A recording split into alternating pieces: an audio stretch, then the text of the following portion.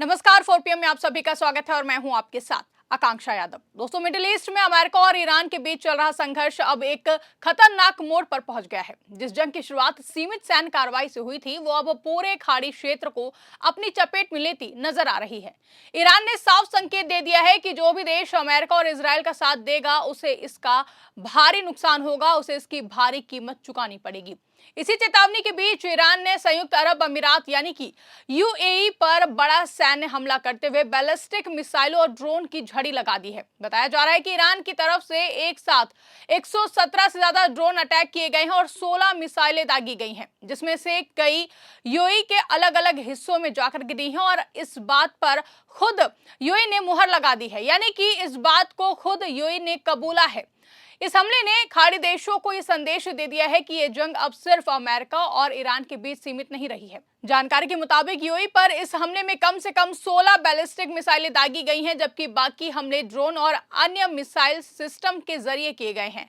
UAE के कई इलाकों में धमाकों की आवाजें सुनी गई हैं और कुछ जगहों पर भारी नुकसान की खबरें भी सामने आई हैं।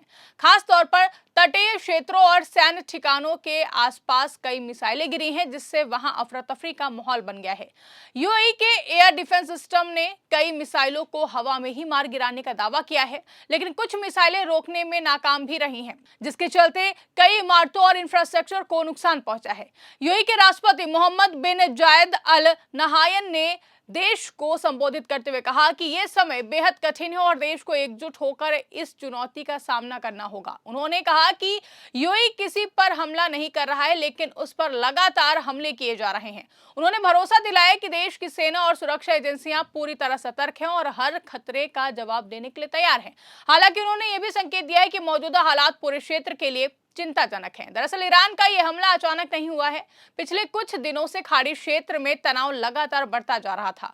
अमेरिका और इजराइल ने जब ईरान के तेल भंडार और ऊर्जा ढांचे को निशाना बनाया, तो तेहरान ने खुलकर चेतावनी दी थी कि इसका जवाब सिर्फ इजराइल को ही नहीं, बल्कि उन सभी देशों को मिलेगा जो अमेरिका के साथ खड़े हैं।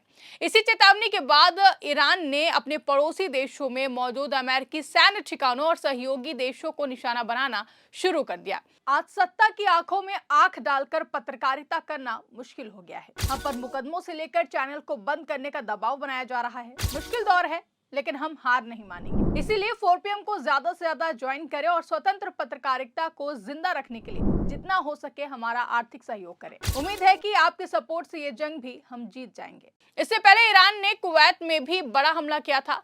रिपोर्ट के मुताबिक कुवैत एयरपोर्ट के पास मौजूद फ्यूल टैंकों को निशाना बनाया गया, जिससे वहां आग लग गई और तेल भंडारण ढांचे को भारी नुकसान पहुंचा। इस हमले के बाद कुवैत को अस्थायी रूप से तेल उत्पादन में कटौती करनी पड़ी। कुवैत सरकार ने सुरक्षा व्यवस्था बढ़ाने के साथ साथ अपने नागरिकों से सतर्क रहने की अपील भी की। कतर भी इस संघर्ष से अछूता नहीं रहा है। कतर के रक्षा मंत्रालय ने पुष्टि की है कि उस पर कम से कम 10 बैलिस्टिक मिसाइलें और 2 क्रूज मिसाइलें दागी गई हैं। हालांकि वहां की एयर डिफेंस प्रणाली ने अधिकांश मिसाइलों को रास्ते में ही रोक लिया, लेकिन कुछ मिसाइलें अपने लक्ष्य तक पहुंच गई, जिससे सैन्य ठिकानों के आसपास हल्का नुकसान हुआ है। कतर ने इस हमले को क्षेत्रीय शांति के लिए गंभीर खतरा बताया है। सऊदी अरब ने भी दावा किया है कि उसकी राजधानी रियाद पर ड्रोन हमला करने की कोशिश की गई थी। हालांकि सऊदी एयर डिफेंस सिस्टम ने इन ड्रोनों को समय रहते मार गिराया और किसी बड़े नुकसान की खबर सामने नहीं आई है। इसके बावजूद सऊदी अरब ने सुरक्षा व्यवस्था कड़ी कर दी है और कई अहम सैन्य ठिकानों पर हाई अलर्ट घोषित कर दिया गया है। लेकिन सबसे ज्यादा नुकसान यूएई को झेलना पड़ रहा है। मिली जानकारी के अनुसार जंग के पहले 8 दिनों में ही यूएई पर 200 से ज्यादा बैलिस्टिक मिसाइलें और 1300 से ज्यादा ड्रोन से हमले किए जा चुके हैं।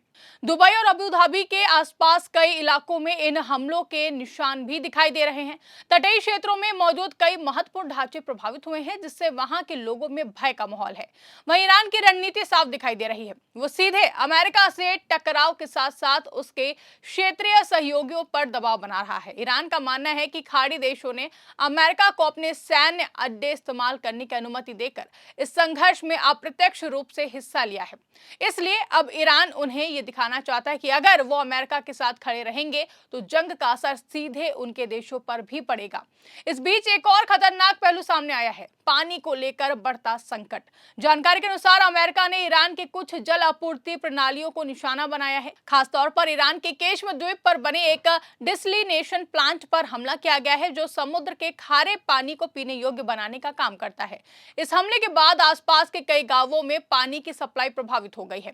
ईरान के विदेश मंत्री अब्बास अराक्ची ने आरोप लगाया कि अमेरिका इस जंग में पानी को भी हथियार की तरह इस्तेमाल करने की कोशिश कर रहा है। उनका कहना है कि जल संयंत्रों पर हमला करना अंतर्राष्ट्रीय मानवीय कानूनों के खिलाफ है और इससे आम नागरिकों को भारी नुकसान हो सकता है। ईरान ने इसके जवाब में बहरीन में मौजूद एक डिसलिनेशन प्लांट को निशाना बनाया। इससे पहले वहां मौजूद अमेरिकी नौसेना के ठिकाने पर भी हमला किया गया, जिसमें ईरान ने दावा किया कि कई अमेरिकी सैनिक मारे गए और कई घायल भी हुए हैं। इसके बाद ड्रोन हमले में बहरीन के जल संयंत्र को भारी नुकसान पहुंचा है। खाड़ी देशों के लिए यह स्थिति बेहद गंभीर है, क्योंकि यहाँ के ज्यादातर देश पीने के पानी के लिए समुद्री पानी को साफ करने वाली तकनीक पर निर्भर है। कुवैत अपने करीब 90% पानी के लिए डिसलिनेशन पर निर्भर है, जबकि ओमान लगभग 86% पानी इसी प्रक्रिया से प्राप्त करता है। सऊदी अरब में यह आंकड़ा करीब 70% है और यूएई में भी बड़ी मात्रा में पानी इसी तकनीक से तैयार किया जाता है। बहरीन तो पूरी तरह इसी पर निर्भर है और कतर भी अपने लगभग 90% पानी के लिए डिसलिनेशन संयंत्रों पर निर्भर करता है। ऐसे में अगर इस जंग में जल संयंत्रों को लगातार निशाना बनाया गया तो पूरे खाड़ी क्षेत्र में भीषण जल संकट पैदा हो सकता है। विशेषज्ञों का मानना है कि अगर इस संयंत्रों में से कोई भी बड़ा प्लांट नष्ट हो गया तो कुछ ही दिनों में शहरों में पानी की भारी कमी हो सकती है। इससे लाखों लोगों को पीने का पानी नहीं मिल पाएगा और स्वास्थ्य संकट के साथ साथ बड़े पैमाने पर पलायन की स्थिति भी बन सकती है। इसी खतरे को देखते हुए खाड़ी देशों ने अमेरिका पर दबाव बनाना शुरू कर दिया है कि वो इस जंग को और ज्यादा खतरनाक दिशा में ना लेकर जाए, क्योंकि अगर जल संयंत्रों को निशाना बनाया जाता है तो इसका असर सिर्फ ईरान या अमेरिका तक सीमित नहीं रहेगा, बल्कि पूरा मिडिल ईस्ट इसकी कीमत चुकाएगा। कुल मिलाकर दोस्तों, मौजूदा हालात ये संकेत दे रहे हैं कि मिडिल ईस्ट में यह संघर्ष अब एक व्यापक क्षेत्रीय युद्ध में बदल सकता है। ईरान का यूएई पर 117 ड्रोनों से हमला करना और 16 बैलिस्टिक मिसाइलों से जो हमला किया गया है, इसी बढ़ते टकराव की सबसे बड़ी चेतावनी माना जा रहा है। यानी कि ये साफ संदेश है कि अगर खाड़ी देश अमेरिका और ट्रंप प्रशासन का साथ देते हैं तो उन्हें भी इस जंग की आग में झुलसना पड़ सकता है। फिलहाल के लिए दोस्तों, इस रिपोर्ट में बस इतना ही। अगर वीडियो पसंद आई हो तो वीडियो को ज्यादा से ज्यादा लाइक और शेयर करना ना भूलें। चैनल पर नए हैं तो चैनल को सब्सक्राइब जरूर करें और देखते रहिए 4PM न्यूज नेटवर्क।